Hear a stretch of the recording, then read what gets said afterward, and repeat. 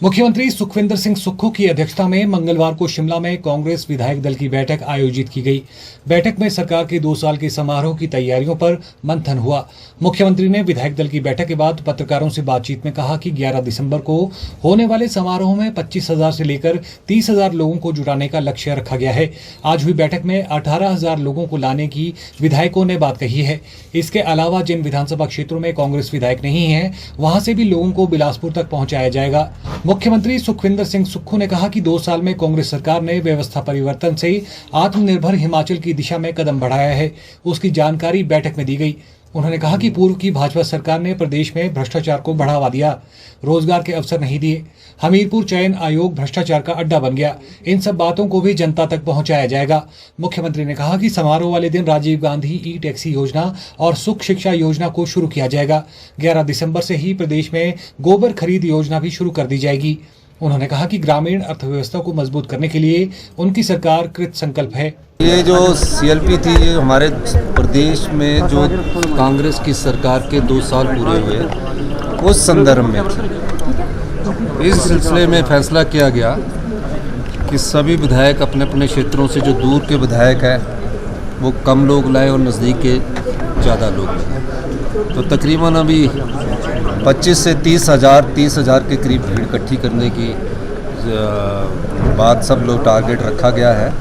17-18,000 तो अभी विधायकों ने कह दिए, बाकी जो हमारे और विधानसभा क्षेत्र है उसमें इस टारगेट को पूरा करने की रखी गई है। भीड़ बहुत ज़्यादा होगी और 2 साल में हमारी सरकार ने जो व्यवस्था परिवर्तन से आत्मनिर्भर हिमाचल की दिशा में कदम बढ़ाए हैं उसकी जानकारी हमने दी। हमने हमारे सरकारी कर्मचारियों को 1,36,000 सरकारी कर्मचारियों को ओल्ड पेंशन स्कीम दी। बीजेपी ने जब हमने सरकारी कर्मचारियों को ओल्ड पेंशन स्कीम दी तो उन सरकारी कर्मचारियों की एवज में हमारा 1,500 करोड़ रुपए का लोन की लिमिट कम कर दी। क्यों? क्योंकि हम सरकारी कर्मचारियों को ओल्ड पेंशन स्कीम दे रहे हैं। क्या जयराम ठाकुर जी उनकी सरकार के लोग बोलेंगे कि हम ओल्ड पेंशन स्कीम देने की हिम्मत रखते हैं? नहीं बोल सकते, क्योंकि वो देने की हिम्मत नहीं रखते हैं। दूसरा, हमने अपनी प्यारी बहनों को 1,500 रुपये सुख सम्मान निधि योजना के दिए। दूसरी गारंटी को हमने पूरा किया, चरणबद्ध तरीके से कर रहे हैं। तीसरा, हमने राजीव गांधी ई टैक्सी योजना जो युवाओं की 680 करोड़ की, उसकी शुरुआत हम करने जा रहे हैं। इंदिरा गांधी सुख शिक्षा योजना की शुरुआत, जिसमें 23,000 बच्चे विधवाओं के जिनकी आय 3 लाख रुपए से कम है उनको पढ़ाई का पूरा खर्चा देंगे और पीजी के 3,000 रुपये भी देंगे। हमारी सरकार ने 2 साल में ये दिया। चौथा, गाय के गोबर की खरीद की बात करते थे, उस योजना का हम लॉन्चिंग बिलासपुर से करने जा रहे हैं। 5वां, माननीय कृषि मंत्री जी के नेतृत्व में हमने मक्की की 30 रुपये किलो के हिसाब से मक्की खरीदना शुरू कर दिया है। दूध का रेट 45 रुपये कर दिया है।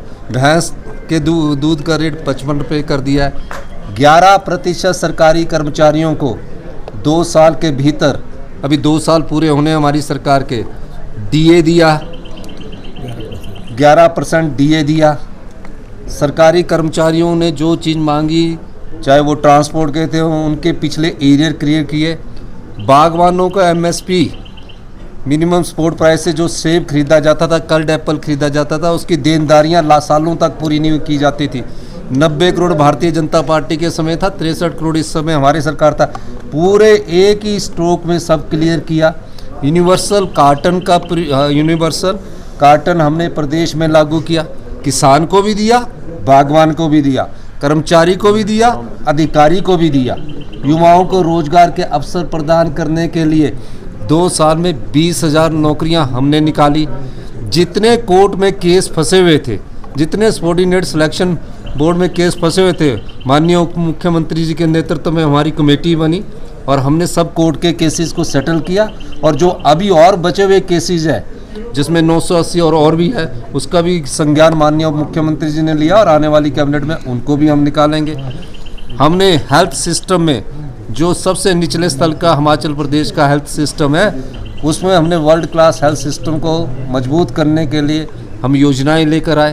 ये हमने 2 साल में अभी आने वाले समय में आपको बताएंगे। मुख्यमंत्री जी ने ये निर्देश दिए हैं सभी को कि किस तरीके से और कितनी संख्या में हम लोगों को लेकर आएंगे और कहाँ ये जैसे बिलासपुर में तय हुई है तो कौन सा ग्राउंड होगा, कितने लोग उसमें अकोमोडेट होते हैं, और उसी के मुताबिक उन्होंने अपने विधायकों को पूछा कि आप कितने लोग ला सकते हैं, कितनी आपको बसों का प्रावधान करना है। तो उस पर चर्चा हुई और उन पर उन्होंने जो संख्या दी उसके मुताबिक जो उनकी डिमांड है उसके मुताबिक उनको वो बसें भेजी जाएगी। और लोग, हमारा अनुमान है कि 20 से 25 हज़ार लोग इस जनसभा में आएंगे और जो सरकार के 2 साल पूरे हुए हैं उस काम को लेकर हम लोगों के बीच में, वो तो उनका कहना है। तो हम कह रहे हैं कि हमने जो किया है वो उस दिन हम लोगों के सामने बात करेंगे ना, लोगों को बताएंगे कि 2 साल की हमारी उपलब्धि क्या है, हर एक विभाग में हमने 2 साल में क्या काम किया है, क्या हम